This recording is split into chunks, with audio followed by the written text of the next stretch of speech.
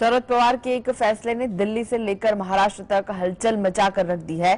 उनके रिटायरमेंट के ऐलान के बाद से ही एनसीपी और महाविकास अघाड़ी गठबंधन के भविष्य पर सवाल खड़े होने लगे हैं। वहीं अब शरद पवार ने एक बड़ा दाव चलते हुए अपने इस्तीफे पर सोचने के लिए कुछ दिन का वक्त मांगा है, जिससे एक नई चर्चा शुरू हो गई। महाराष्ट्र की राजनीति को करीब से जानने वालों का बाल ठाकरे का चैप्टर याद आने लगा है, जब उन्होंने शिवसेना से अपना इस्तीफा दिया था। कहा जा रहा है कि शरद पवार 2 कदम पीछे हटकर कोई बड़ा वार करने वाले हैं। आइए जानते हैं कि सियासी शतरंज के बादशाह शरद पवार की अगली चाल क्या हो सकती है।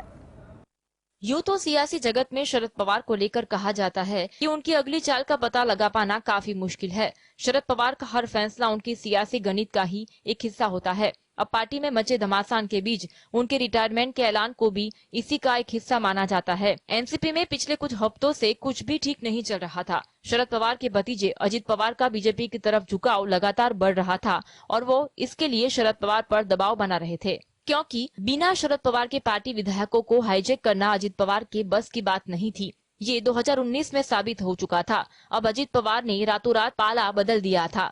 महाराष्ट्र की राजनीति को करीब से जानने वालों का कहना है कि शरद पवार पर लगातार इस बात का दबाव बनाया जा रहा था कि वो एनडीए गठबंधन छोड़कर बीजेपी के साथ जाने पर फैसला ले, लेकिन पवार इसके लिए तैयार नहीं थे। इसके बाद से ही पार्टी में उथल पुथल मची थी, जिसके बाद शरद पवार ने अपने रिटायरमेंट वाला दाव चल दिया। हाल की स्थिति में एनसीपी के तमाम बड़े नेताओं ने उनकी इस्तीफे का विरोध किया और कहा कि एनसीपी का मतलब ही शरद पवार है, इसीलिए उन्हें अपने इस फैसले को वापस लेना चाहिए। छगन भुजबल जैसे नेताओं ने कहा कि पार्टी को आपकी जरूरत है, इसलिए आपका ये फैसला हमें मंजूर नहीं है। इतना ही नहीं, पवार के ऐलान के बाद से ही पार्टी के तमाम कार्यकर्ता नारेबाजी कर रहे हैं, जिससे शरद पवार की सियासी ताकत खुलकर सबके सामने आ गई है। अब शरद पवार की सियासी चाल को कई नजरिए से देखा जा रहा है। कुछ जानकारों का कहना है कि शरद पवार ने पार्टी पर अपनी पकड़ को मजबूत करने के लिए ये बड़ा दांव चला है।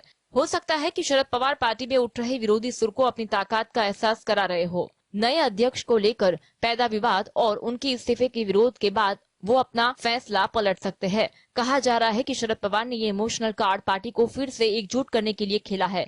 वहीं कुछ लोग का ये भी कहना है कि एनसीपी महाराष्ट्र में एनडीए गठबंधन से अलग हो सकती है, जिसके लिए ये पूरी कवायद हुई हो और शरद पवार किसी और के हाथों ये सब करवाना चाह रहे हो। हाल ही में शरद पवार के रोटी पलटने वाले बयान को भी इससे जोड़कर देखा जा रहा है।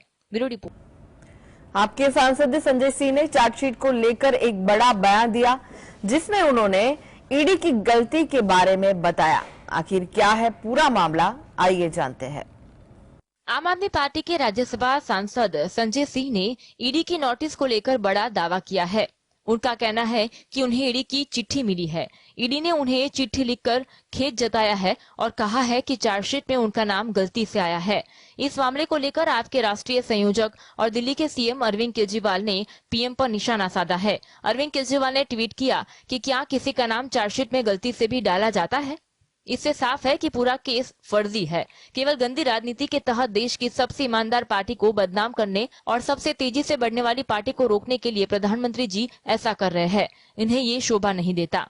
इससे पहले संजय सिंह ने ट्वीट किया था कि ईडी एक झूठ का पुलिंदा है। अभी तक मेरी लीगल नोटिस का ईडी ने कोई जवाब नहीं दिया। ईडी को इसके गुनाहों की सजा जरूर मिलेगी, चाहे सुप्रीम कोर्ट तक जाना पड़े। सत्य की लड़ाई जारी रहेगी। ईडी पर अग्रिम कार्यवाही के लिए भारत सरकार के वित्त सचिव को पत्र लिखा है। दरअसल प्रवर्तन निदेशालय ने दिल्ली आबकारी नीति घोटाले पर अपनी तीसरी सप्लीमेंट्री चार्जशीट में आप नेताओं संजय सिंह और राघव चड्ढा के नामों का जिक्र किया था। दोनों नेता राज्यसभा सदस्य है। चार्जशीट में सिर्फ उनके नाम का जिक्र है, उन्हें मामले में आरोपी के तौर पर नहीं दिखाया गया। सप्लीमेंट्री चार्जशीट हाल ही में राउज एवेन्यू डिस्ट्रिक्ट कोर्ट में दायर की गई थी। Bureau report, GSTV।